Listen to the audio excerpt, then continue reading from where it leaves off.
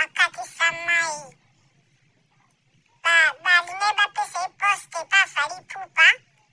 Koma ebi kolobate. Yango akoma kabilobela akoma star na ye avi eza Karine Mokonzi. Tala eloko oyo. Akenei koluka mosala pa fali pupa baboye bapesa mwa 2 séances, mwa 3 séances. Kaka monoko bebe aoloba lokola taba. Imagine so azwaki mosala epa bawarion elingi ezala 20 ans moko alingi asala. Tala eloko akoma journaliste ya Karine Mokonzi. Moto akasama ye akoma na ye journaliste ya Karine Mokonzi, chroniqueuse ya Karine Mokonzi. Tala eloko oyo akoma kosala moninga ba émission. Azanga tina na oloba na bino ntango alobaka monoko ezalaka mai me boyebi ke moto akasama ye akweyaka ntango azala na 2 ans akweyaka. Yango bomoni alobaka bizarre. Akweyaka ntango azala na bomona na ba 2 ans na ye akweya mama akweyisaka ye. Bamashore deplasa yango wana alobaka bomo.